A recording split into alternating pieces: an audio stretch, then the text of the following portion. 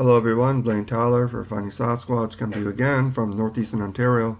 Okay, scary Sasquatch encounters at kids camp. Alright, well, somebody knows on my channel, occasionally I do investigations. This is a bit of a side trip after dropping my kid off in the big city at college. Um, I already knew of some of these reports. Some of them are on the Bigfoot sites from northeastern Ontario. Anyway, multiple encounters at this kids camp. And I don't mention the name because when I was there, I didn't say I was there investigating Bigfoot. I just want to hike, right? So obviously they don't want people scared to bring their kids to a camp. So anyway, that's why I didn't use a name. Anyway, I also stopped in the local towns with talked to some of the business owners. I think one was an antique shop, and another town nearby, a home hardware kind of place. Everybody knows about these encounters. They just don't know about all of them. And there's about, I guess, 10 in the general area. Some on private property, some in a field, one in a field, road crossing, and multiple encounters at this kid camp by different counselors. But the main topic is the one counselor that had three or four over his time serving as a counselor for these kids that would come there in the summer. So anyway, stay tuned. It's a good one. Hope you enjoy it.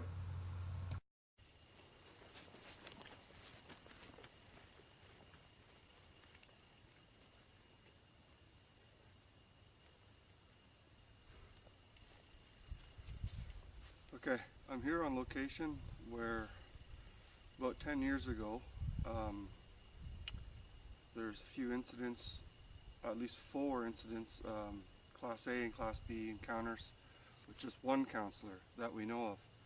Anyway, in this particular encounter, um, a counselor was awakened in early morning by like around midnight or so by what he thought was kids running by his cabin.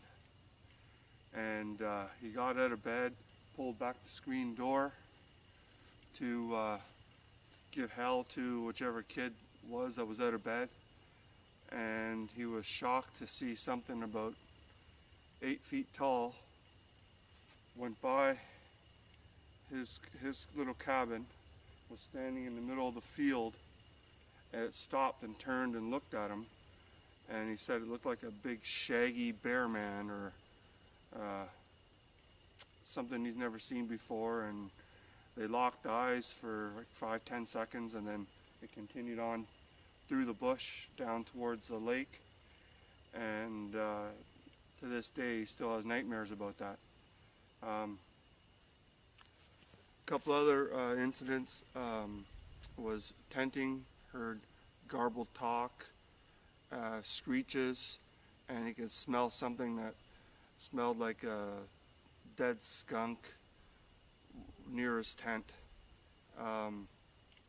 Another incident, he was out on a lake for a midnight romantic canoe with another counselor, and they see big yellow glowing red yellow eyes from the shoreline, and whatever it was, they said it had to be at least 8 feet tall, and it started whistling at them.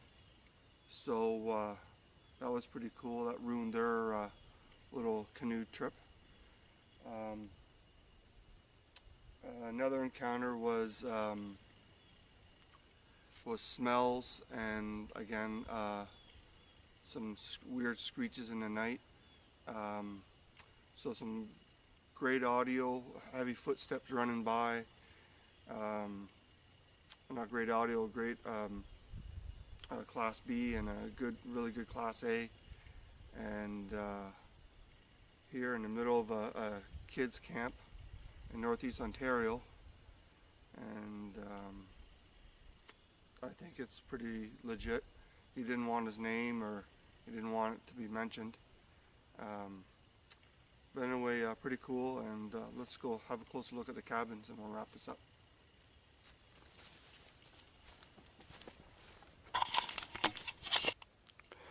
Okay, so I'm in northeast Ontario at a camp, like cabins and a kid camp, or you can rent it as well for groups.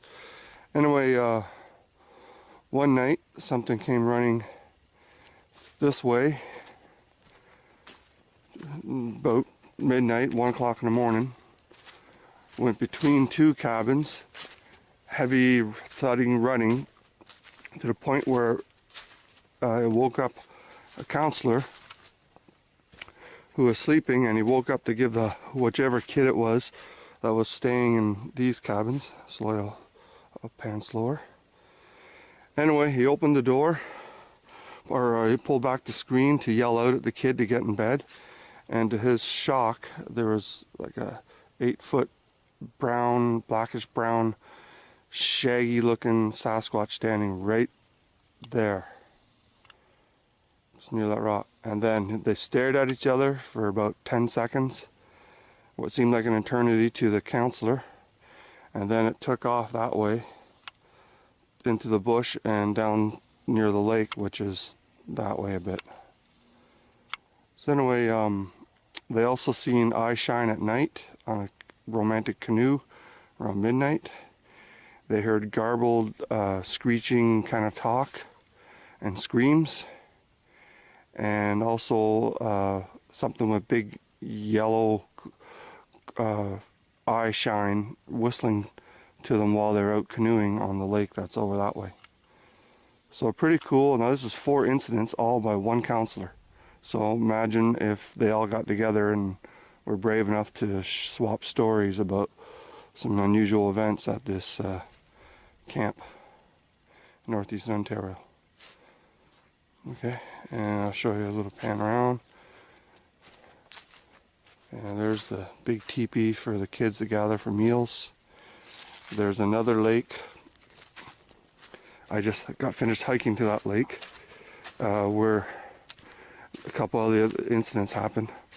Anyway, there's another lake that way. There's a swampy area and then the lake across the road. Anyway, pretty cool. Better wrap it up before I get caught. Okay, I thought it was closed, but people live here all year round. The caretakers. Alright, so signing off for northeastern Ontario. Okay, so a little insert here. I did get permission from the year-round caretaker who wasn't on site when these incidents went down over 10 years ago. Again, Bigfoot's under the radar up here. It's not going to help bringing it up.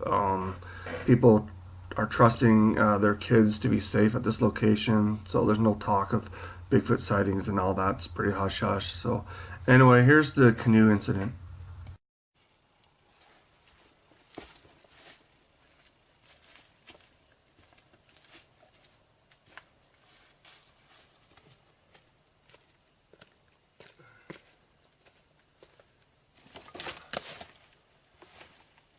Okay, I hiked it into the remote cabin where a counselor staying with some kids. Heard weird screaming, guttural talk. I could smell something really foul on the air, and weird kind of shrieks, and they had no clue what it was, but that the only thing they knew is that it was scared. They were scared, and they'd never heard something like that before.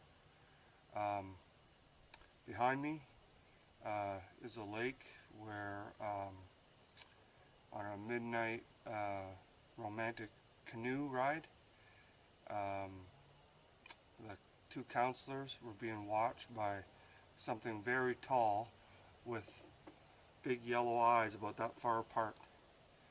And I remember this because it was whistling at them. So I don't know what kind of whistling, but you know, maybe it would or something. Anyway, that killed the mood, so to speak, and there's some other incidents here. Sasquatch being spotted right in the middle of a bunch of cottages by a counselor. The counselor was awakened by smell and then running footsteps past his cabin. So he opened the door not this door, but he opened the door and looked out, and he seen like an 8-foot shaggy gorilla bear man standing in the middle of their campsite with cabins all around. And it stopped and it looked at him and it made eye contact with him for whatever, 10-15 seconds, whatever it was, but then it continued on towards the bush and another lake that was further north. So anyway, that and some audio, some strange smells and other weird occurrences at this cottage kids camp kind of thing. They rented out, I guess, and I just thought I'd investigate it since multiple Class A and Bs. Anyway, I'll go film the lake and I'll show you where they were out canoeing.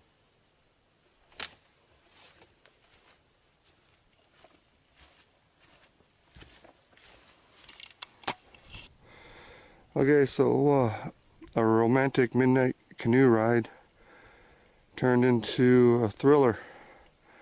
The cabin behind me. Anyway, couple of counselors, midnight canoe, romantic canoe, went out further into the bay, maybe that one over there. As you can see, it's not totally isolated. There are some closed up cabins. But anyway, something from that shoreline with big yellow eyes about 7 or 8 feet in the air, really wide apart, started whistling at them. So I guess they might have been like a little bit towards that tree line there to get away from the cabins. Anyway, pretty cool. Just investigating multiple Class B and Class A encounters in Northeast Ontario.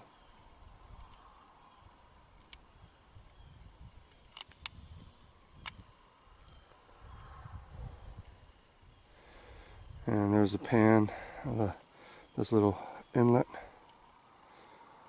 Alright, I'll see you next time.